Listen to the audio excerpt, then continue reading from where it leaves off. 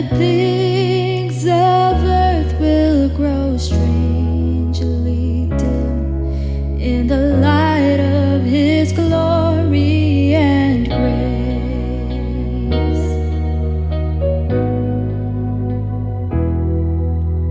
Turn your eyes to the hillside where justice and mercy embrace. There the Son of God gave His life for us, and our measureless debt was erased. Jesus, to You we lift our eyes. Jesus, our glory and our pride. We adore You, behold You, our Savior ever true. Oh Jesus, we turn our eyes to You.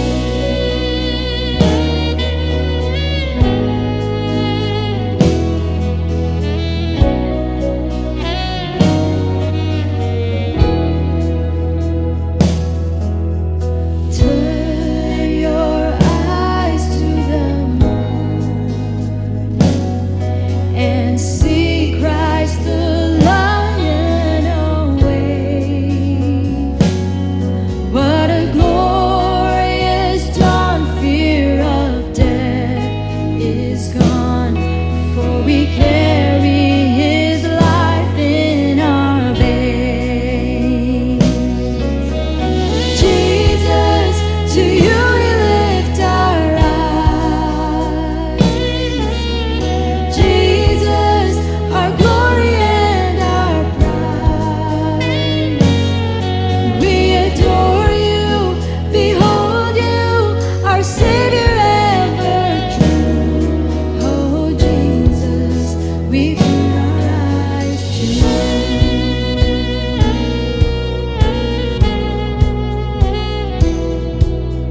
Turn your eyes to the heavens. Our King will return for His own. Every knee will bow, every tongue will shout, all glory to Jesus alone. Jesus, to You we lift our eyes. Jesus, our glory and our pride. We adore You, behold You, our Savior ever true. Oh Jesus, we turn our eyes to You. Jesus, to You we lift our eyes. Jesus, our glory and our pride. We adore You, behold You, our Savior ever true. Oh Jesus, we turn our eyes to You. Oh Jesus, we turn our eyes to You.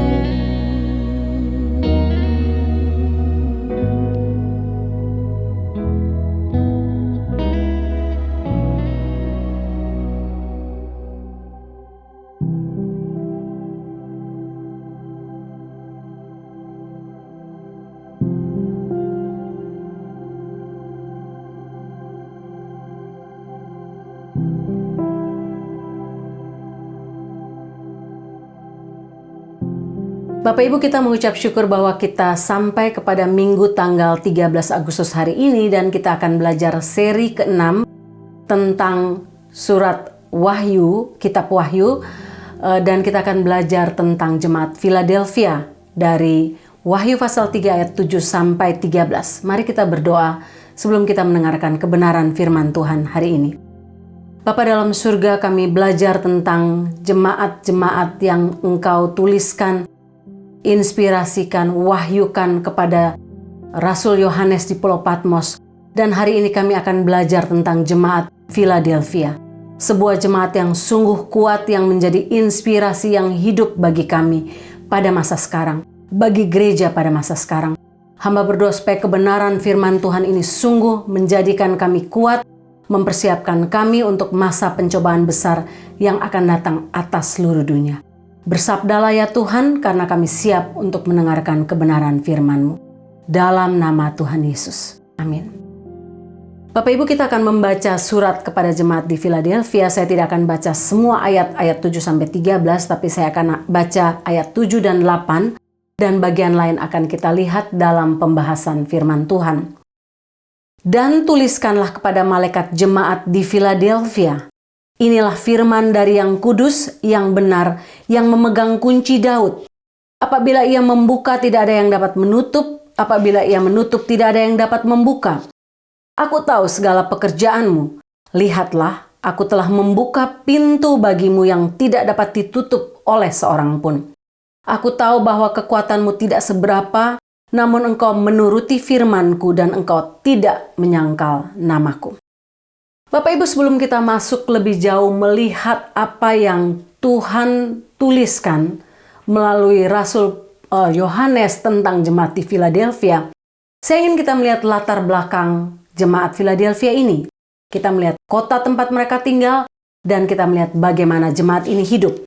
Seperti jemaat-jemaat lainnya dalam kota Philadelphia yang berada di Asia Kecil, sekarang berada di Turki, Philadelphia ini berada di 50 km sebelah selatan kota Sardis, jemaat Sardis yang sudah kita belajar minggu lalu. Kota ini adalah kota terkecil dari 7 jemaat yang didirikan tahun 140 sebelum Masehi oleh Raja Pergamus, yaitu Raja Attalus II. Nah, Raja Attalus II ini sangat mengasihi saudaranya yang bernama Eumenes. Karena itu ketika ia mendirikan kota ini diberi nama Philadelphia, berasal dari kata philia dalam bahasa Yunani yang berarti kasih persaudaraan. Nama kota ini sekarang adalah Alasehir, Bapak Ibu. Nah, kota ini dibangun dengan tujuan untuk memperkenalkan budaya Yunani, khususnya kepada beberapa kota. Kota Misia, kota Lydia, kota Frigia, yang memang mereka berbatasan dengan kota Philadelphia. Dan tujuan ini berhasil karena tahun 19 Masehi, seluruh kota di Lydia telah berbicara dalam bahasa Yunani sebagai bahasa ibu mereka. Sehingga kota Philadelphia ini memang dikenal sebagai kota dengan pintu gerbang yang terbuka. Makanya kalau kita melihat dalam bagian firman Tuhan ini, disebutkan tentang pintu yang terbuka dan pintu yang tertutup. Nah, masalah terbesar bagi kota ini adalah kota ini selalu terkena gempa, bukan sekedar gempa kecil 5.1 atau 3.8, tapi kota ini selalu terkena gempa yang besar. Tahun 17 Masehi, kota ini terkena gempa yang sangat besar yang menghancurkan kota Philadelphia dan 10 kota lainnya termasuk kota Sardis. Nah, hari gempa besar pada tahun 17 Masehi itu dikenal atau dikenang sebagai hari pencobaan besar. Makanya nanti kita akan melihat dalam bagian firman Tuhan ini, dalam ayat 10 akan berbicara tentang hari pencobaan besar. Karena sering gempa, penduduk Philadelphia ini berusaha untuk mendirikan rumah mereka dengan sokoguru, dengan tiang yang kuat, agar tidak gampang runtuh ketika gempa menimpa kota itu. Itulah sebabnya juga dalam ayat 12 Tuhan Yesus berbicara tentang sokoguru, tentang pintu yang terbuka, tentang hari pencobaan, tentang tiang penopang atau sokoguru, karena ini adalah sesuatu yang terjadi di tengah-tengah kota Philadelphia. Nah, itu kota di Philadelphia. Bagaimana dengan jemaat Philadelphia? Jemaat Philadelphia ini seperti jemaat Sardis, mereka adalah jemaat yang kecil. Mereka jumlah orangnya kecil, sedikit, lemah, miskin. Sama seperti jemaat di Smyrna, jemaat di Philadelphia mendapat pujian saja dan tidak mendapat celaan dari Tuhan Yesus. Tapi jemaat di Philadelphia ini menghadapi tantangan dari jemaat Yahudi, orang-orang Yahudi yang disebut Tuhan Yesus sebagai jemaah iblis. Nah, walaupun jemaat ini kecil, tapi menarik bahwa jemaat Philadelphia hampir mirip seperti jemaat Smyrna adalah jemaat yang kuat secara rohani. Kita akan melihat 4 hal yang terjadi di tengah-tengah jemaat Philadelphia sebagai pelajaran bagi kita gereja di akhir zaman. Saya percaya bahwa apa yang dituliskan oleh Yohanes dalam kitab Wahyu ini tentang 7 jemaat ini berbicara tentang jemaat yang akan terjadi pada akhir zaman. Dan salah satunya jemaat Philadelphia ini. Yang pertama, kita akan belajar dari jemaat Philadelphia ini adalah bahwa jemaat Philadelphia ini adalah jemaat yang memiliki pintu yang terbuka. Ayat 7 dan 8. Tuliskanlah kepada malaikat jemaat di Philadelphia. Inilah firman dari yang kudus, yang benar, yang memegang kunci Daud. Apabila ia membuka, tidak ada yang dapat menutup. Apabila ia menutup, tidak ada yang dapat membuka. Aku tahu segala pekerjaanmu, lihatlah aku telah membuka pintu bagimu, yang tidak dapat ditutup oleh seorang pun. Bapak Ibu, surat kepada jemaat di Philadelphia ini dimulai dari kata-kata Tuhan Yesus sendiri tentang kemahakuasaannya, yaitu bahwa apa? Hanya Dia saja yang mampu membuka dan menutup pintu. Hanya Dia sajalah yang memegang kunci Daud. Hanya Dia sajalah yang punya kuasa untuk melakukan sesuatu yang tidak dapat dilakukan oleh berhala-berhala lain yang dipercaya oleh orang-orang yang hidup di sekitar kota Philadelphia. Bapak Ibu, ayat ini memegang kunci Daud bicara soal Raja Eliakim yang adalah raja keturunan Daud yang memegang kunci pintu harta Raja Daud. Kita baca itu dalam Yesaya 22 ayat 22. Ketika Eliakim membuka pintu kunci harta Daud, tidak seorang pun dapat menutupnya. Dan ketika dia menutup, tidak seorang pun dapat membukanya. Hal yang sama itu dikatakan Tuhan Yesus tentang dirinya sendiri, bahwa hanya Tuhan Yesus yang bisa membuka dan menutup pintu. Membuka dan menutup pintu apa, Bapak Ibu? Membuka dan menutup pintu kekekalan. Membuka dan menutup pintu anugerah. Membuka dan menutup pintu kerajaan surga. Ketika Tuhan Yesus membuka pintu bagi seseorang untuk mendengar kabar baik atau menutupnya, maka tidak ada seorang pun yang dapat membuka ataupun menutupnya. Gagasan untuk membuka dan menutup pintu ini terdapat di sepanjang Perjanjian Baru kalau Bapak Ibu baca. Dan frasa membuka pintu ini selalu menunjuk kepada kesempatan untuk pelayanan, untuk meraih jiwa, untuk menjala jiwa yang belum diselamatkan. Paulus mengatakan pintu yang terbuka ini ketika dia berbicara tentang pelayanan dia di kota Efesus dan kota Troas. Ketika pintu Tuhan bukakan bagi Rasul Paulus, tidak sesuai dengan rencana Rasul Paulus harus mengubah rencananya sesuai dengan pintu yang dibukakan Tuhan baginya. Ketika di Troas, terbukanya pintu membuat konflik antara keinginan Paulus untuk bertemu dengan Titus. Tapi ingat Bapak Ibu, Rasul Paulus tidak pernah memaksa membuka pintu. Karena Tuhanlah yang membuka pintu sesuai dengan rencana dan kehendaknya. Rasul Paulus menyesuaikan rencananya dengan terbukanya pintu yang dibuka atau ditutup oleh Tuhan. Apa yang kita belajar dari bagian pertama ini? Bapak Ibu, seringkali memaksa Tuhan membuka pintu akan menghasilkan bahaya, menghasilkan masalah bagi orang percaya. Seharusnya kita menunggu pintu dibuka, atau ketika pintu ditutup kita harusnya percaya bahwa itu asalnya dari Tuhan. Karena Tuhan mengontrol segala sesuatu. Tuhan tahu kapan waktunya, bagaimana caranya.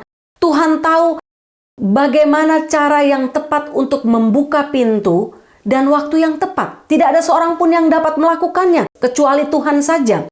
Karena itu yang kita butuhkan hanyalah kesabaran. Kesabaran menunjukkan iman kita kepada Tuhan bahwa Dia akan berbuat apa yang terbaik. Dia mengontrol segala sesuatu dan percaya bahwa Dia mengatur yang terbaik untuk hidup kita. Dalam Kolose 4 ayat 3, Rasul Paulus berkata, "Berdoa jugalah untuk kami supaya Allah membuka pintu untuk pemberitaan kami sehingga kami dapat berbicara tentang rahasia Kristus yang karenanya aku dipenjarakan. Bapak Ibu lihat, ketika pintu belum dibukakan oleh Tuhan, tugas kita hanya satu. Apa itu Bapak Ibu? Berdoa.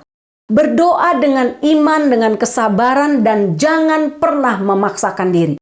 Baik pintu pelayanan, baik pintu berkat, dan hal-hal lain dalam hidup kita yang sedang kita doakan. Philadelphia merupakan pintu masuk, pintu gerbang masuk bagi banyak daerah. Merupakan kota metropolis yang posisinya sangat strategis bagi kesempatan untuk melayani. Tapi jemaat Philadelphia sabar menanti Tuhan membuka pintu.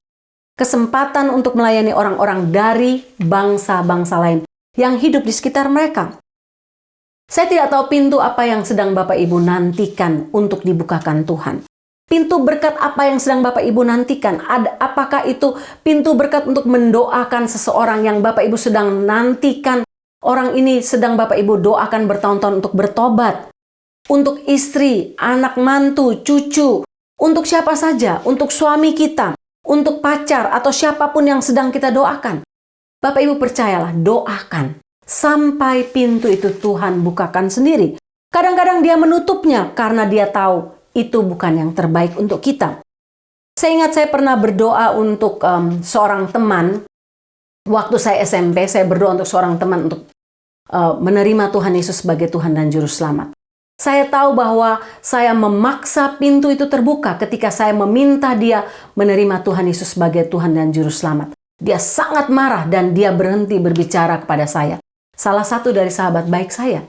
Tapi kemudian tahun 2010 saya bertemu dengan dia lagi dan saya mendapati bahwa dia telah bertobat menerima Tuhan Yesus sebagai Tuhan dan Juru Selamat. Bapak Ibu, ketika kita sabar, menanti, mendoakan dengan serius, percayalah bahwa pintu itu Tuhan sendiri yang akan membukakan bagi kita. Saya juga pernah berdoa bertahun-tahun untuk seseorang yang saya percaya Tuhan akan menyelamatkan dia. Tapi dari kecil saya doakan sampai detik ini orang itu tidak menerima Tuhan Yesus sebagai Tuhan dan Juru Selamat. Malah semakin keras. Sehingga ya mungkin Tuhan sedang menutup pintu untuk dia dan itu yang terbaik bagi dia dan bagi Tuhan. Bapak Ibu, pintu berkat apa yang sedang Bapak Ibu doakan sekarang? Ingat, jangan pernah memaksakan Tuhan. Berdoalah supaya kalau itu dari Tuhan, Tuhan membuka pintu, tapi kalau tidak, biarlah Tuhan yang menutup pintu itu. Saya ingat kisah Abraham dan Sarah. Ketika Abraham dan Sarah memaksa Tuhan untuk membukakan pintu berkat bagi keturunan mereka yang Tuhan janjikan. Ketika mereka memaksa dengan mengambil Hagar, hal itu menjadi malapetaka tidak saja bagi keluarga Abraham dan Sarah, tapi bagi dunia pada masa sekarang. Lahir dua keturunan yang merupakan musuh bebuyutan sampai saat ini. Bapak Ibu, itu kita lihat ketika pintu dipaksa untuk dibukakan oleh manusia. Tahun 97 saya dan Pak Riki berdoa selama kami pacaran berdoa untuk pelayanan misi di Cape Town di Afrika Selatan. Pintu itu seolah-olah terbuka sampai detik-detik terakhir ketika kami hendak menikah. Pintu itu tertutup begitu cepatnya tanpa kami sadari. Tapi ketika kami melihat kembali ke belakang sekarang, kami tahu Tuhan memang menutup pintu itu. Pintu ke Afrika Selatan karena ini bukan sesuatu yang asalnya dari Tuhan. Tuhan membuka pintu-pintu lain yang harus kami lewati dan kesanalah kami pergi untuk memberitakan Injil. Baik ke Sidoarjo maupun ke Amerika pada saat ini. Saya tidak tahu pintu apa yang sedang Bapak Ibu doakan. Jangan pernah memaksakan untuk membuka pintu itu sampai Tuhan sendiri membukakannya. Yang kedua, kita belajar dari jemaat di Philadelphia. Mereka bukan saja jemaat yang memiliki pintu yang terbuka. Tapi jemaat Philadelphia memiliki kekuatan yang kecil. Wahyu 3 ayat 8 katakan, "Aku tahu bahwa kekuatanmu tidak seberapa." Bapak Ibu, apa salahnya dengan kekuatan yang kecil? Tidak ada salahnya sama sekali. Sesudah Tuhan Yesus mengatakan kepada jemaat Philadelphia bahwa Dia telah membuka pintu bagi mereka, Tuhan Yesus mengatakan bahwa Dia akan tetap membuka pintu karena apa? Kekuatan mereka tidak seberapa. Apa maksudnya? Bahasa sederhananya dari translate ini kira-kira begini. Philadelphia, Kamu memiliki banyak kesempatan, tapi masalahnya kekuatan kamu kecil, tidak seberapa. Namun kekuatan kecil kamu bukanlah masalah bagi Tuhan, tapi kekuatan Tuhanlah yang merupakan intinya. Pelajaran ini merupakan mengingatkan kita terhadap apa kata Tuhan Yesus kepada Rasul Paulus ketika Rasul Paulus meminta Tuhan untuk menyembuhkannya dari sakit yang dideritanya. Tuhan berkata kepada Rasul Paulus, "Cukuplah kasih karuniaku bagimu, sebab justru dalam kelemahanlah kuasaku menjadi sempurna." 2 Korintus 12 ayat 9. Paulus tahu bahwa dalam kelemahannya lah kuasa Tuhan menjadi sempurna. Bapak Ibu, pesan ini merupakan pesan bagi kita semua pada masa sekarang. Seberapapun kecilnya kita, seberapapun lemahnya kita, seberapapun kecilnya jemaat kita, lemahnya jemaat kita, tidak ada yang perlu kita takutkan. Seberapa lemahnya pribadi kita, keluarga kita, sepanjang kita bergantung kepada Tuhan, kelemahan kita bukanlah masalah. Karena itu jangan bergantung kepada kekuatan kita, tapi percayakan diri kita kepada kuasa Tuhan yang besar. Mengapa Bapak Ibu? Kekuatan kita cukup untuk hari ini, tapi kekuatan Tuhan cukup untuk selama-lamanya. Saya belajar dari seekor binatang kecil yaitu bekicot air. Bekicot air ini yang disebut limpet adalah boleh dikatakan salah satu binatang terkecil di dunia, tapi memiliki kekuatan yang luar biasa. Dari apa Bapak Ibu? Dari giginya. Gigi bekicot air ini ada 100 rows, 100 barisan. Dan yang mengejutkan, mereka memiliki kekuatan biologis yang termasuk terkuat di bumi ini. Lebih kuat dari titanium. Bahkan Bapak Ibu tahu bahwa titanium cair jauh lebih kuat dari stainless steel. Itulah sebabnya paduan titanium dan titanium campuran dipakai untuk membuat pesawat terbang, pakai untuk rudal, pakai untuk roket, di mana dia memiliki ketahanan terhadap suhu yang sangat tinggi. Itulah bekicot air, kecil tapi kuat.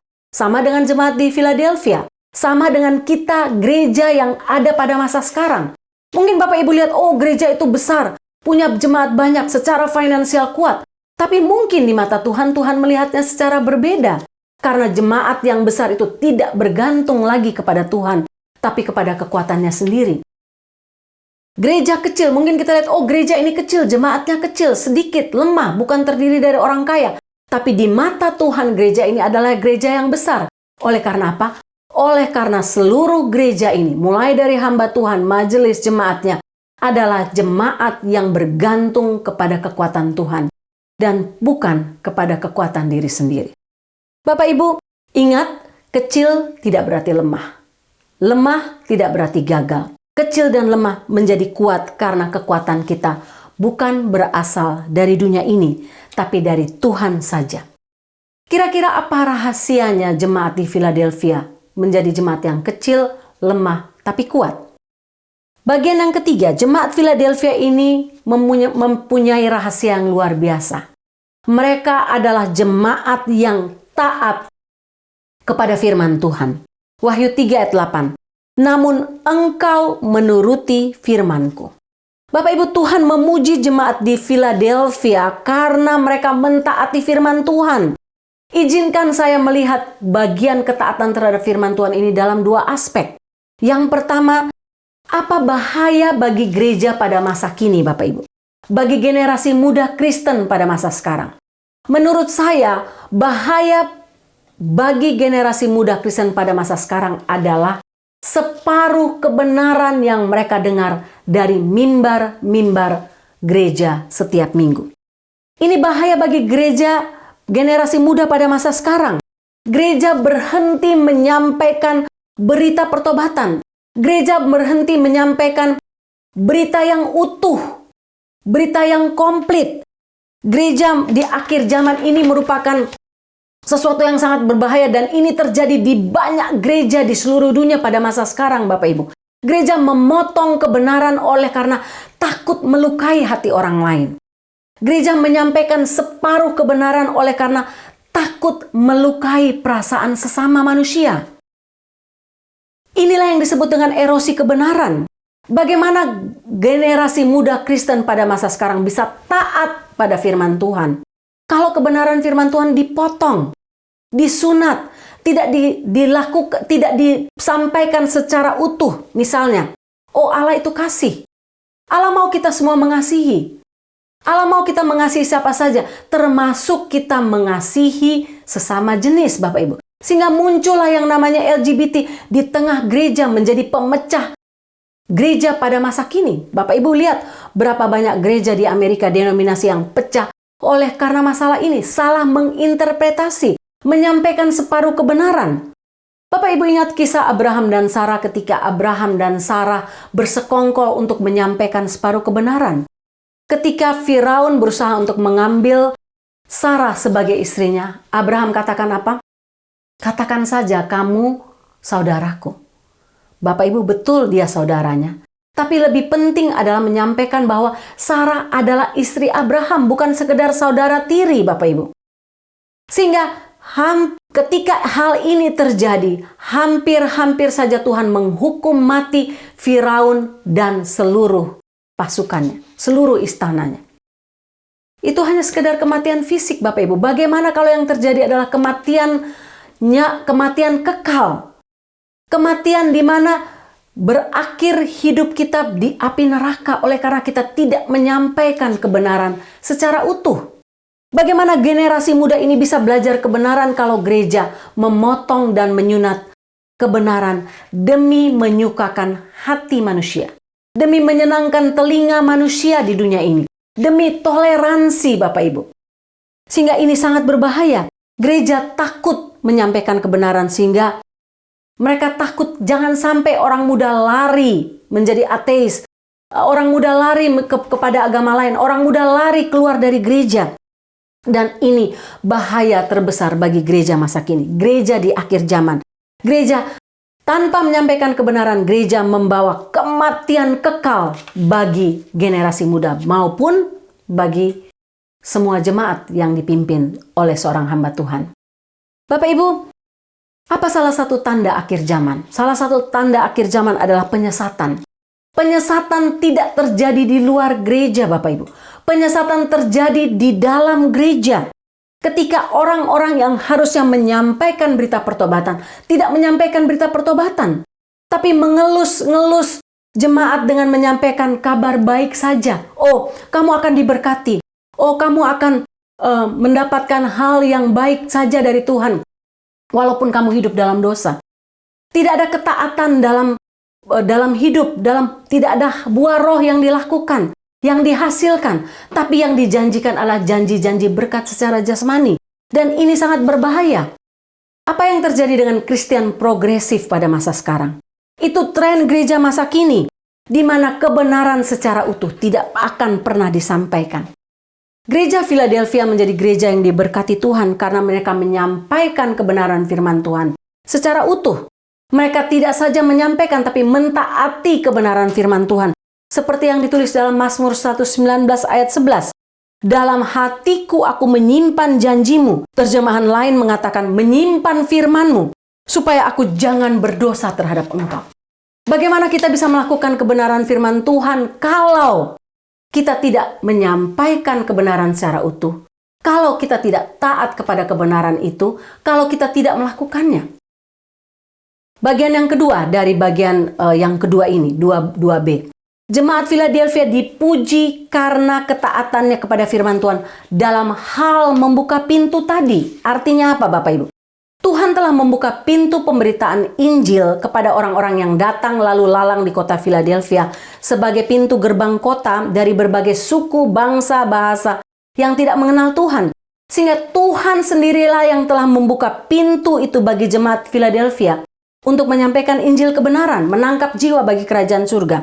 Dan mereka dipuji karena apa? Mereka memakai kesempatan ini untuk benar-benar taat dan melakukan pekabaran Injil. Problemnya untuk gereja masa sekarang adalah ketika pintu sudah dibukakan, gereja malas. Gereja tidak melakukan pemberitaan firman Tuhan, berita pertobatan.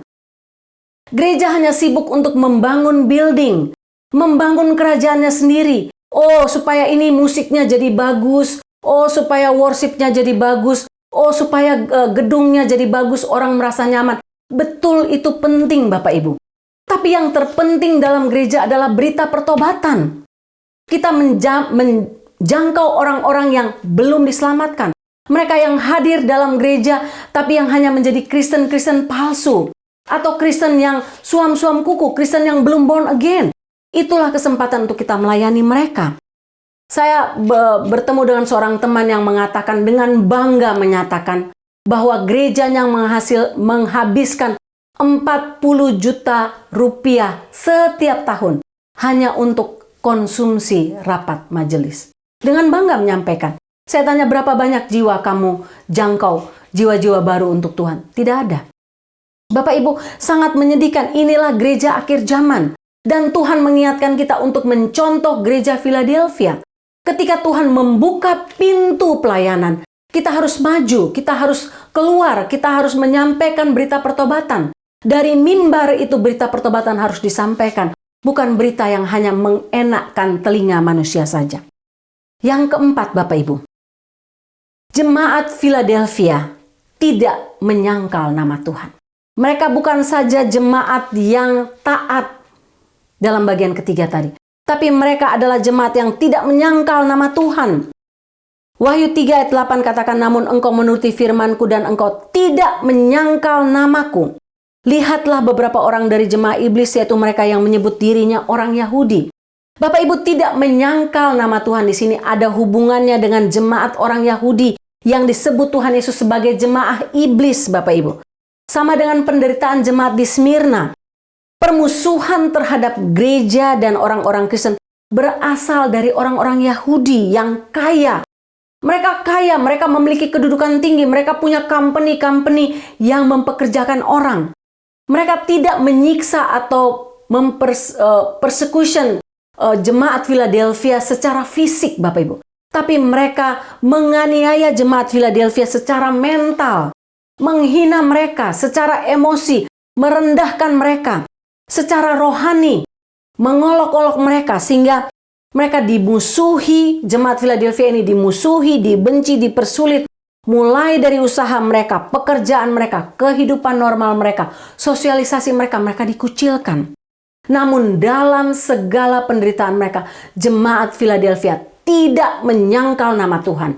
Mereka tidak berusaha untuk menjilat jemaah Yahudi ini supaya mereka diterima, supaya mereka mendapat pekerjaan, supaya mereka dipuji. Tidak sama sekali, Bapak Ibu. Mereka menghindar daripada menjilat jemaah Yahudi yang kaya raya itu. Tidak. Mereka menolak sama sekali. Yang mereka lakukan adalah apa?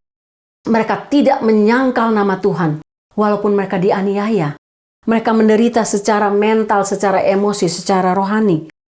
Jemaat-jemaat Yahudi ini jemaat yang kaya, mereka bergabung bersama dengan pemimpin-pemimpin Romawi dan Yunani, menindas orang-orang Kristen pada masa itu.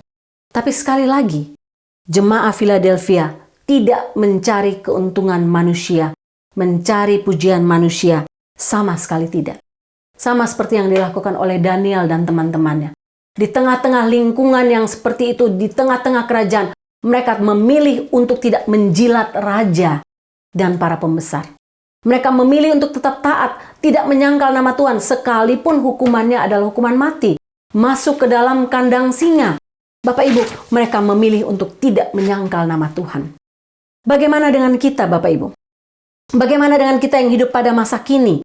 Amerika adalah negara yang diberi kebebasan untuk beribadah. Kalau kita tidak memakai kesempatan ini untuk hidup dalam ketaatan terhadap firman Tuhan, menyampaikan firman Tuhan bagi pintu-pintu yang sudah terbuka, maka dengan mudah kita akan menyangkal nama Tuhan. Kita akan berusaha untuk menyukakan manusia lain dan menyangkal nama Tuhan. Dan ini yang diincar oleh iblis. Saya tidak katakan bahwa kita harus menghindar dari orang lain, tapi Matius 10 ayat 16 adalah bagian yang sangat bijaksana untuk kita, nasihat yang sangat bijaksana. Lihat, aku mengutus kamu seperti domba ke tengah serigala. Hendaklah kamu cerdik seperti ular dan tulus seperti merpati. Artinya, dalam pergaulan kita menyampaikan kebenaran, kasih Tuhan adalah modal utama. Tapi kita harus tetap tegas terhadap dosa. Cerdik seperti ular, bukan licik seperti ular. Tulus seperti merpati artinya menyampaikan kebenaran Tuhan dengan penuh kasih, dengan humble. Tidak merasa diri lebih baik dari orang lain, lebih suci dari orang lain, tapi sabar dan penuh integritas. Artinya apa? Apa yang kita katakan sesuai dengan apa yang kita perbuat.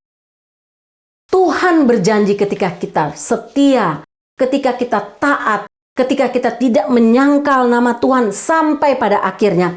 Wahyu 3 ayat 10 katakan apa? Karena engkau menuruti firman-Ku, tekun menantikan Aku, maka Aku pun akan melindungi engkau dari hari pencobaan yang akan datang atas seluruh dunia untuk mencobai mereka yang diam di bumi.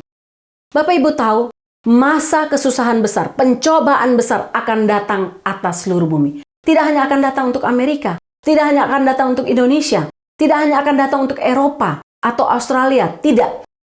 Masa pencobaan besar itu akan datang di seluruh dunia, di seluruh permukaan bumi ini. Namun ketika masa pencobaan itu besar datang, hari kesusahan itu datang, Tuhan sendirilah yang akan melindungi kita dan memelihara kita, dan itu janji Tuhan. Dia tidak pernah ingkar janji. Ketika dia berjanji, dia akan menggenapinya. Asalkan kita setia, kita taat, kita melihat pintu yang terbuka sebagai kesempatan untuk menyampaikan Injil kepada orang-orang yang belum diselamatkan. Dan kita tidak menyangkal nama Tuhan sekalipun kita mengalami persecution. Saya ingin Bapak Ibu melihat satu video ini sebelum saya menutup khotbah saya hari ini. Would you let someone implant a microchip into your hand if you would receive $2,000 a month in return for getting a chip put in your hand? You heard me right. We'll give you universal basic income, basically. 2,000 euros, $2,000 a month if you allow us to put a microchip in your hand. That's exactly what's about to happen as part of the rollout of the central bank digital currencies. It's a carrot for them to rope you into this mess. We'll get to that part of the story in a minute, the chip implantation process. Not the corn chip, as Dan said in our chat, but a actual metallic tracking chip. But a new report just published this week by the Bank for International Settlements explains how our new digital money system is about to work. We've been warning you that this was coming for a long time on this show. Also, we weren't the only ones predicting this. It was predicted in a little book, you might have heard of it, called the Bible, The Mark of the Beast. For one thing, this is how this new system would operate. According to them, the Bank for International Settlements, the new reserve currency, forget the dollar as you know it, basically. This will be the new reserve currency, which is how they want to label it and how they are labeling it. This would be used to settle all transactions. As everyone moves away from the US dollar right now, this seems like perfect timing to be moving to this new system. So are they purposefully torpedoing the US dollar in preparation for a global new reserve currency? Ya, Bapak Ibu sudah melihat video ini? Ini bukan sesuatu hal yang baru Bapak Ibu. Ini sudah dirancangkan. CBDC ini akan terjadi, Central Bank Digital Currency, di mana pada akhirnya dolar Amerika akan jatuh hancur, dan itu sudah mulai terjadi sekarang.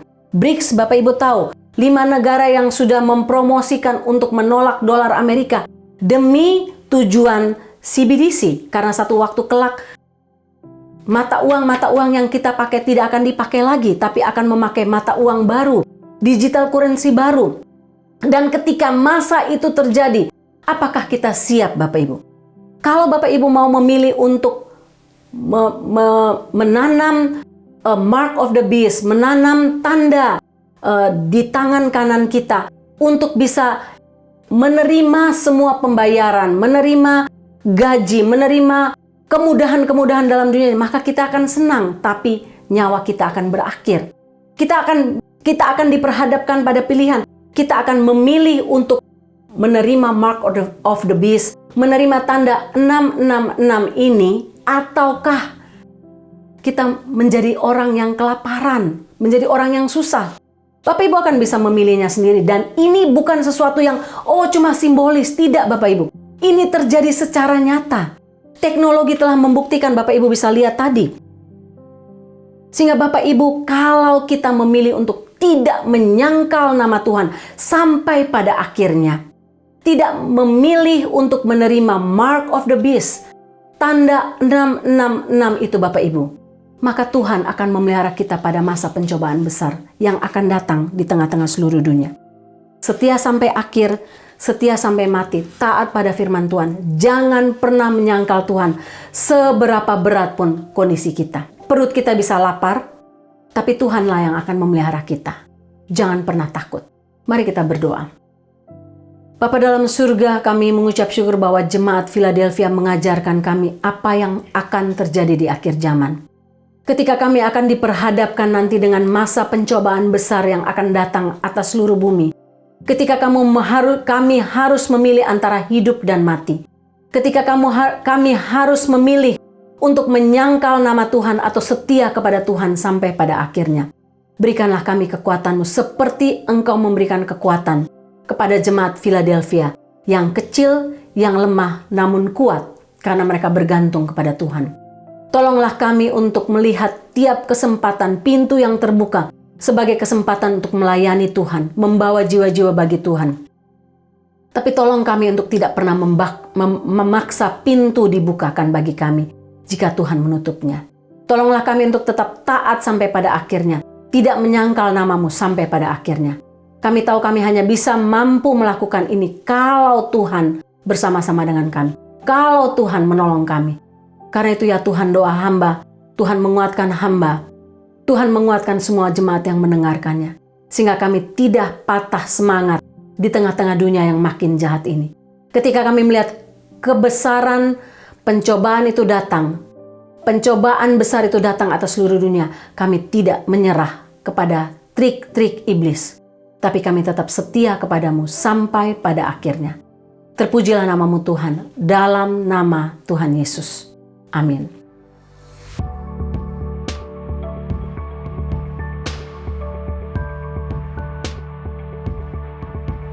Bapak Ibu, saya berdoa supaya kebenaran firman Tuhan tentang jemaat di Philadelphia sungguh memberkati dan menguatkan Bapak Ibu. Saya sendiri pun diberkati dan dikuatkan untuk mempersiapkan diri saya, keluarga saya, jemaat saya, untuk masuk dalam masa-masa yang tidak akan makin gampang, akan makin sulit. Tapi tidak ada yang perlu kita khawatirkan selama kita tetap berjalan dalam jalur Tuhan. Tetap setia, tetap taat pada firman-Nya, tetap menuruti firman-Nya dan tidak menyangkal nama Tuhan. Selamat ulang tahun untuk Bapak Ibu yang berulang tahun dalam minggu ini. Tuhan memberkati. Bapak Ibu, kita akan mengakhiri ibadah kita. Mari kita tundukkan kepala kita dan mari kita mengarahkan hati kita kepada Tuhan dan menerima berkat Tuhan. Tuhan memberkati engkau dan melindungi engkau. Tuhan menyinari engkau dengan wajah-Nya dan memberi engkau kasih karunia. Tuhan menghadapkan wajah-Nya kepadamu dan memberi engkau damai sejahtera. Amin.